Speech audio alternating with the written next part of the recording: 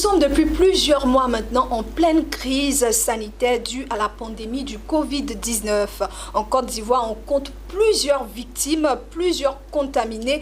Cette crise a aussi des victimes économiques et le secteur de l'artisanat et plus particulièrement le milieu des métiers de l'esthétique et de la beauté n'échappe pas à cette crise économique. Elle est aussi affectée. Quel est l'impact de la crise sanitaire dans ce milieu? Comment ces métiers s'en sortent-ils? Nous recevons sur notre plateau Bienye Victoire, qui est, elle, présidente du CONAPAPECI. Bonjour Bienye Victoire. Bonjour Irène. Vous êtes la présidente du CONAPAPECI, qui est le Comité national pour la promotion des activités et professions d'esthétique de Côte d'Ivoire. Exactement. Voilà. Ma première question déjà est la suivante. Depuis quelques semaines, il a été demandé la fermeture des maquis, des bars, des restaurants et certaines autorités, notamment les maires, certains maires sont allés plus loin en demandant la fermeture d'autres magasins, de certaines activités qui ne sont pas dans le domaine de l'alimentaire ou de la santé. Comment vous avez accueilli ces mesures-là et comment vous vivez actuellement le Covid-19? Il faut dire que le Covid-19 frappe tout le monde, surtout dans le milieu de la coiffure, de l'esthétique. Nous sommes directement concernés, mais seulement il faut prendre des mesures. Les mesures, l'État de Côte d'Ivoire, le président de la République a dit qu'il faut se laver les mains, il faut se protéger, c'est ce qu'on essaie de faire. Beaucoup de salons, beaucoup d'instituts sont fermés dans d'autres communes, mais il y a d'autres qui ne sont pas encore fermés, mais qui, nous sommes en train de faire la promotion, la campagne, pour leur dire qu'il faut mettre les dispositifs sanitaires devant les instituts de beauté. Il faut se laver les mains, il faut avoir du gel hydroalcoolique, il faut avoir des essuie-tout, des essuie-mains pour pouvoir essuyer les mains et tout ça. Et il faut porter des gants et des masques aussi, c'est vraiment important. Parce que nous avons directement le contact. Le contact, donc vraiment, c'est pas facile. Il faut se protéger. Il y a des modules dans le milieu de l'esthétique, par exemple, que nous ne pouvons plus pratiquer. Après, le Covid... notamment où nous ne devons pas porter des gants, par exemple. Le massage. Oui, le massage, maillot et tout ça. Bon, là même encore, on porte des gants. On porte des gants. Mais c'est vraiment pas facile. C'est vraiment pas facile. Si est-ce que vous continuez ces modules-là? Non, on a arrêté. On fait juste le minimum qu'il faut. Si c'est un soin de visage, on porte les gants rapidement pour le faire. Mais ce sont les tresses. Les tresses, oui, on peut le faire, mais il faut être vraiment protégé. Donnez le masque aux clients et vous-même être protégé. Parce que c'est vraiment sérieux, c'est pas de l'amusement. C'est une pandémie qui touche tout le monde et qui est vraiment très grave. Il faut pas jouer avec. Il faut pas jouer avec.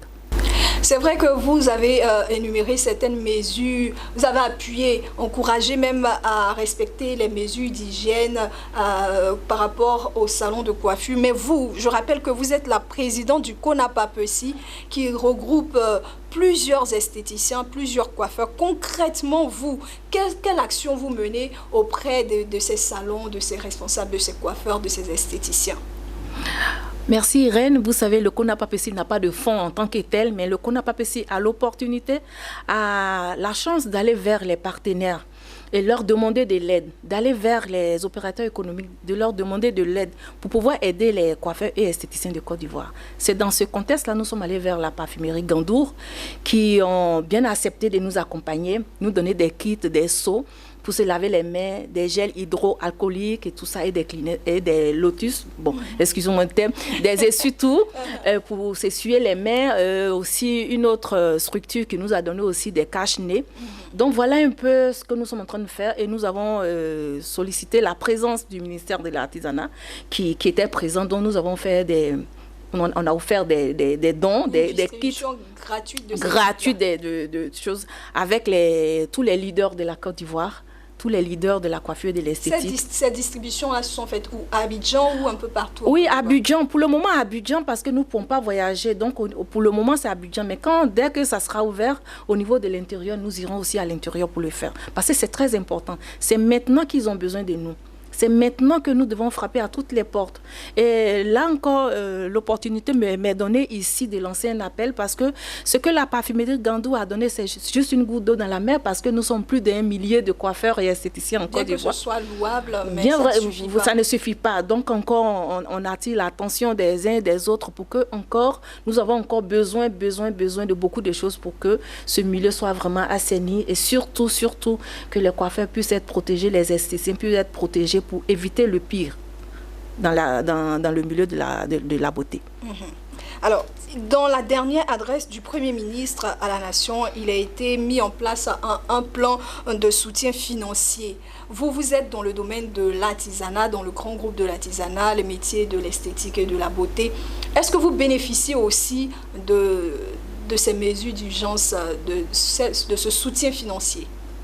Normalement, je pense que oui, puisque nous sommes des artisans, nous payons nos impôts, nous payons nos patentes et tout ça.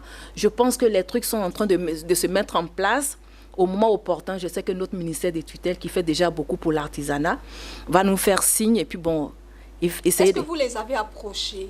Qui ça? Le ministère, notre ministère, nous n'avons pas besoin de les approcher. Ils nous connaissent, on est identifiés au ministère. Et ce que le Premier ministre a dit, dès que ça sera mis en place, ils vont nous appeler, ça, il n'y a pas de problème. Et puis, surtout que la campagne, c'est avec le ministère que nous menons la campagne. Donc, vous comprenez que c'est en commun accord, c'est une équipe, qui travaille. Donc, s'il y a une opportunité, s'il y a une aide, notre ministère ne peut pas passer outre que nous pour aller voir d'autres personnes. C'est forcément, ils vont nous appeler. Et comme ils ont l'habitude de le faire, et je sais qu'ils vont le faire. Au moment opportun, ils vont nous faire signe. Très bien. Alors, nous sommes à la fin de notre échange. On échangeait avec Madame Bienyi Victoire, qui est la présidente du CONAPAPECI, qui est le comité national pour la promotion des activités et professions d'esthétique de Côte d'Ivoire. Madame Bienyi Victoire, là, nous sommes à la fin de l'émission. Quel est votre dernier message à l'adresse de tous nos téléspectateurs? Mon dernier message est que je lance un appel à tous mes collègues coiffeurs et esthéticiens, que le Covid-19, ce n'est pas de l'amusement, ce n'est pas une affaire de Facebook, c'est du concret, ça tue vraiment. Donc il faut que vraiment on soit protégés. Qu'on mette les dispositifs sanitaires pour qu'on ne puisse pas fermer nos instituts. Parce que si on ferme aujourd'hui nos instituts, nous les artisans, vous savez que nous vivons du jour au jour. Quand on ferme, on fait comment? Par exemple, quand on dit confinement, les fonctionnaires, on peut leur dire de rester à la maison. Quand ils restent à la maison, forcément, ils ont leur salaire. Et nous, on reste à la maison. Qui est-ce qui va nous donner notre salaire? Qui est-ce qui va payer nos factures? Donc, c'est vraiment du sérieux. Si nous-mêmes, on se prend au sérieux, qu'on fait bien la campagne, la sensibilisation, personne ne viendra fermer nos salons. Applique aussi. Et qu'on applique surtout les consignes, personne ne viendra fermer nos salons. Et nous lançons aussi, je lance aussi un appel aux fabricants de produits cosmétiques, aux opérateurs économiques, nous sommes vraiment dans le besoin, qui nous soutiennent. Nous avons besoin de beaucoup de seaux, de beaucoup de gel hydraulique, beaucoup... La réduction des prix ou la gratuité? Même la gratuité, même pas, pourquoi pas? La gratuité, pourquoi pas? Puisque aujourd'hui nous faisons du social, on veut aider les gens. Vaut mieux aider une personne à survivre que de laisser la personne mourir. Parce que nous-mêmes, actuellement, il n'y a même plus de clients. C'est vrai que les instituts sont ouverts, mais il n'y a même pas de clients parce que les gens ont peur de venir. Qu'est-ce qui prouve même que chez moi, il y a le dispositif? Donc les gens ont peur. Mais c'est nous-mêmes qui devons faire la campagne, aller sur le terrain, aller vers les gens. Nous qui sommes à la tête de cette corporation, aller vers les gens, sensibiliser parce que les gens sont vraiment découragés. D'autres ne font qu'appeler, ils pleurent. Donc ils ont besoin de nous. Nous qui sommes à la tête, ne restons pas dans nos instituts. Allons vers eux pour les sensibiliser, pour leur dire que c'est un passage obligé, mais ça va passer et qu'ils n'ont qu'à se protéger. Ben, voilà.